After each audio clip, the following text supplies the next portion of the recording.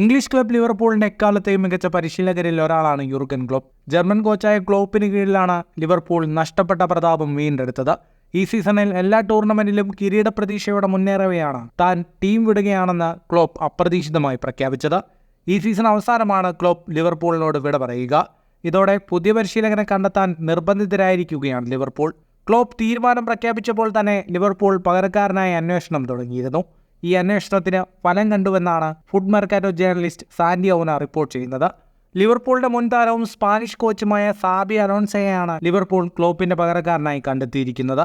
German club Bayer ലെവർക്യൂസന്റെ പരിശീലകനാണിപ്പോൾ Xabi Alonso.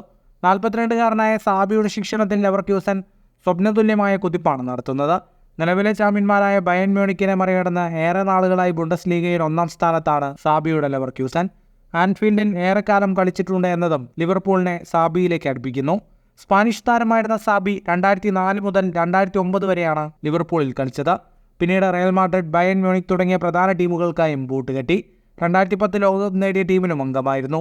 കളിക്കാരൻ എന്ന നിലയിലും പരിശീലകൻ എന്ന നിലയിലും മികവ് തെളിയിച്ച സാബിയുമായി ലിവർപൂൾ പ്രതിനിധികൾ ചർച്ച തുടങ്ങിക്കഴിഞ്ഞു. എന്നാൽ സാബി ഇതുവരെ നിലപാട് വ്യക്തമാക്കിയിട്ടില്ല. ഫുട്ബോൾ ലോകത്തെ കൂടുതൽ വാർത്തകൾക്കും വിശേഷങ്ങൾക്കുമായി സ്പോർട്സ് കഫേ ഇപ്പോൾ തന്നെ സബ്സ്ക്രൈബ് ചെയ്യുക.